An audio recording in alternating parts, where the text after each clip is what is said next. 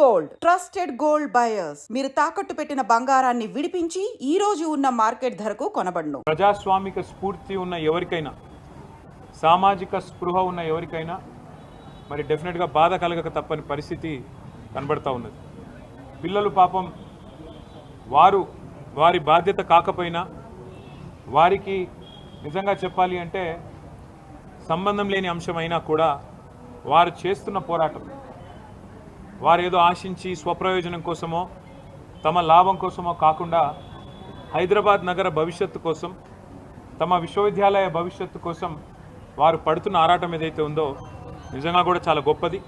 ఈ మధ్యకాలంలో కొత్త తరం పిల్లల్లో పోరాట స్ఫూర్తి తగ్గిందేమో అని అప్పుడప్పుడు మేము కొద్దిగా ఉద్యమం నుంచి వచ్చిన వాళ్ళం అప్పుడప్పుడు బాధపడుతూ ఉంటాం. కానీ అదేమీ కాదు. సరైన సందర్భం వచ్చినప్పుడు, సరైన ఇష్యూ ఉన్నప్పుడు తప్పకుండా మేము గొంతు విప్పుతాము అని చెప్పి వాళ్ళ హైదరాబాద్ సెంట్రల్ యూనివర్సిటీ పిల్లలు చూపెడుతున్న తెగువ, వారి పోరాటానికి ముందుగా నేను సెల్యూట్ చేస్తూ వారికి హ్యాట్స్ ఆఫ్ చెప్తూ, నేను కాంగ్రెస్ పార్టీని, ముఖ్యంగా ఇక్కడున్న కాంగ్రెస్ ప్రభుత్వాన్ని సూటిగా ఒక 3-4 ప్రశ్నలు ఆ పిల్లల తరపున, మా పార్టీ తరపున కూడా అడుగుతా ఉన్నాను. ఒకటి, ఇవాళ మీరు చేస్తున్న దాష్టీకం, మీరు చేస్తున్న అరాచకం గత 3 రోజులుగా వందల సంఖ్యలో బుల్డోజర్లను పంపి, వందల సంఖ్యలో అక్కడ హిటాచీ మెషిన్లను పంపి, వందల మంది పోలీసు వాళ్ళని పెట్టి, ఎందుకు ఇంత ఆగం, ఇంత గందరగోళంగా అక్కడ ఉండే చెట్లను కొట్టేసి, అక్కడ ఉండే జంతువుల్ని తరిమేసి, అక్కడ ఏమీ లేదో అంత బంజరు భూమి అని చెప్పడానికి ప్రభుత్వం ఎందుకింత ఆరాటపడుతున్నది చెప్పాలని నేను కోరుతా ఉన్నాను. ముఖ్యంగా ఈ ప్రాంతం అంటే మొత్తం హైదరాబాద్ సెంట్రల్ యూనివర్సిటీ తీసుకుంటే దాదాపు 2600 ఎకరాలు దాటి విస్తరించి ఉన్న ఒక విశ్వవిద్యాలయం. మనం నిజంగా చెప్పాలంటే ఈ పశ్చిమ హైదరాబాద్ గత 10-15 ఏళ్లలో విస్తృతంగా పెరిగిపోయింది. అది మన గచ్చిబౌలి కావచ్చు, నానక్రామ్గూడ కావచ్చు, ఖాజాగూడ కావచ్చు, ఆ ప్రాంతం మొత్తం శేర్లింగంపల్లి దాకా, ఎక్కడికక్కడ ఇవాళ కోకాపేట దాకా విస్తృతంగా ఒక కాంక్రీట్ జంగల్గా మారిపోయిన పరిస్థితి.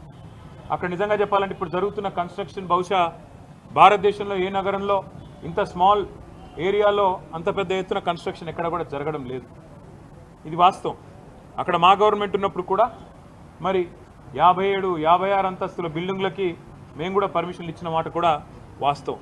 ఇవాళ అక్కడ జరుగుతున్న నిర్మాణం కొన్ని లక్షల కోట్ల స్క్వేర్ ఫీట్ల నిర్మాణం అక్కడ జరుగుతూ ఉంది. ఒక కాంక్రీట్ జంగల్గా ఆ ప్రాంతం మొత్తం భవిష్యత్తులో మారబోతూ ఉంది. మిగిలి ఉన్న కొన్ని పాకెట్స్ ఎక్కడెక్కడైతే ఇంకా కూడా ఈ కాంక్రీట్ జంగల్గా మారకుండా పశ్చిమ హైదరాబాద్కి ఊపిరినిచ్చే ప్రాంతాలు ఏమన్నా ఉన్నాయి అంటే ఈ హైదరాబాద్ సెంట్రల్ యూనివర్సిటీ, దాని చుట్టూన్న పరిసర ప్రాంతాలే నిజంగా చెప్పాలి అంటే ఒక లంగ్ స్పేస్ లాగా ఆ ప్రాంతానికి మిగిలింది ఏదైనా ఉందంటే ఇది మాత్రమే మిగిలింది. వాళ్ళ పిల్లలు ఎందుకు కొట్లాడుతున్నారు? ఒక ఎన్వైర్మెంటల్ ఇంపాక్ట్ అసెస్మెంట్ అనేది చేయకుండా ఎట్లా మీరు 400 ఎకరాలు ఇష్టం వచ్చినట్టు మీరు అమ్ముతారు? మీరు ఏ హక్కు ఉంది మీకు? ఏ మాత్రం ఇంపాక్ట్ అసెస్మెంట్ చేయకుండా, ఎన్వైర్మెంటల్ ఇంపాక్ట్ అసెస్ చేయకుండా, ఏ రకంగా పర్యావరణ మీద ఇంపాక్ట్ పడుతుంది అనేది చేయకుండా ఎట్లా చేస్తారు మీరు అని చెప్పి వాళ్ళు కొట్లాడుతున్నారు. రెండవది, ఆనాడు 2003 ఆ ప్రాంతంలో ఐఎంజీ భరత అనే కంపెనీకి ఆనాటి అప్పటి ప్రభుత్వం ఏదైతే భూమి కేటాయించిందో, ఎందుకు కేటాయించింది? ఆ ప్రాంతంలో స్పోర్టింగ్ ఇన్ఫ్రాస్ట్రక్చర్ క్రియేట్ చేస్తారని చెప్పి ఒరిజినల్గా ల్యాండ్ కేటాయించారు.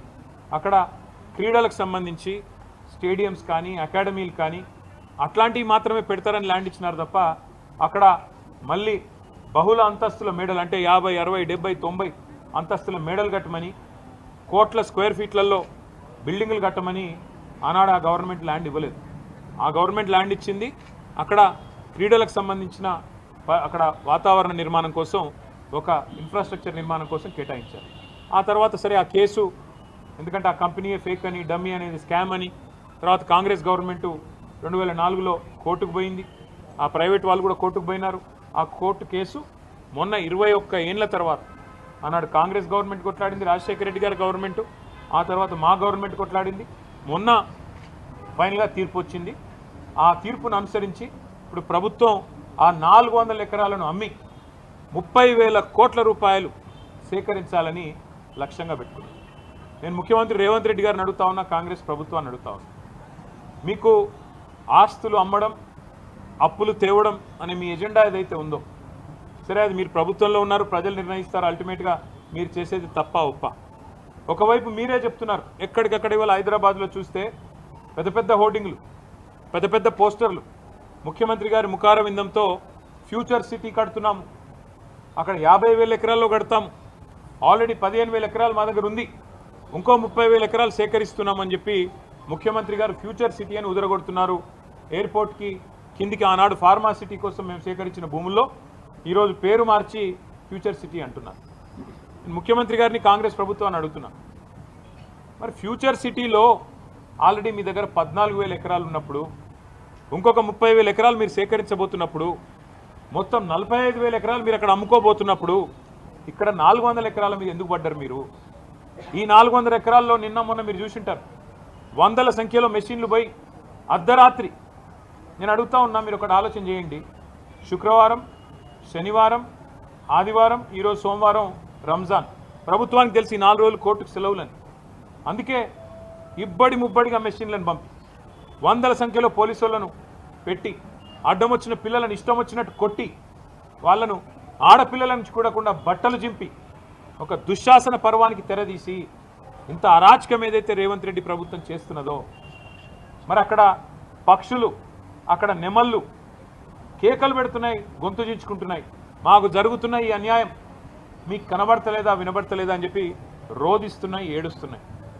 ఇది మీకు వినబడతలేదా రాహుల్ గాంధీ గారు? నేను అడుగుతా ఉన్నా. పర్యావరణ ప్రేమికులు, దేశ స్థాయిలో రాష్ట్ర స్థాయిలో ఉన్నవాళ్ళు, మేధావులు మౌనంగా ఎందుకున్నారని మేము అడుగుతున్నాం, పిల్లలు అడుగుతున్నాం. మీకేం కనబడట్లేదా? ఫ్యూచర్ సిటీలో 45,000 ఎకరాలు మీరు సేకరించి అమ్ముకుంటానని ఓపెన్గా బడ్జెట్లో చెప్తున్నారు, బయట చెప్తున్నారు. మరి 400 ఎకరాలు వదిలేస్తే మీకు పోయేదేముంది, వచ్చిన నష్టమేముంది?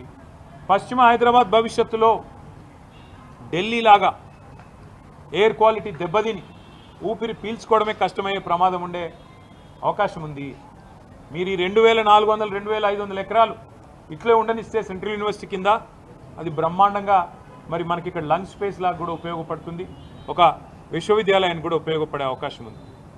రాహుల్ గాంధీ గారు ఇవాళ జాతీయ స్థాయిలో ప్రతిపక్ష నాయకుడు, వారిని కూడా నేను అడుగుతా ఉన్నా.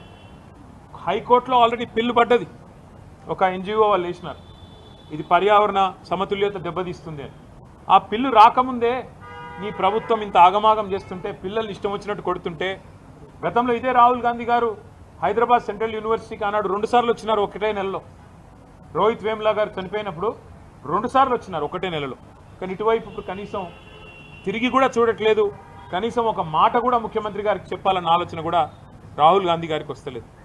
ఇదే రాహుల్ గాంధీ గారు బొంబాయి మహానగరంలో ఆర్ఏ ఫారెస్ట్లో 800 ఎకరాల్లో 2,500 చెట్లు కొట్టేస్తారంట. అంటే అక్కడ మెట్రో నిర్మాణం కోసం అక్కడ ఒకటి షెడ్ కడతారంట. అంటే ఇదే రాహుల్ గాంధీ గారు హడావుడి చేసినారు. అయ్యో ముంబైలో లంగ్ స్పేస్ లేకుండా పోతుంది, ముంబైలో పర్యావరణ సమతుల్యత దెబ్బతింటుంది, ఇన్ని 100 ఎకరాలు పోతే ఎట్లా కాంక్రీట్ జంగల్గా ముంబై మారిపోయింది అన్నారు. మరి ఇవాళ హైదరాబాద్, పశ్చిమ హైదరాబాద్ ఏమైపోయినా పర్వాలేదా? కేవలం మీ కాంగ్రెస్ ప్రభుత్వానికి డబ్బులు రావడానికి, వేల కోట్ల రూపాయలు సంపాదించుకోవడానికి, పిల్లల భవిష్యత్తు, హైదరాబాద్ భవిష్యత్తు నాశనమైనా పర్వాలేదా? ఉన్న కొద్ది లంగ్ స్పేసెస్ని ఇష్టం వచ్చినట్టు అమ్ముతారా?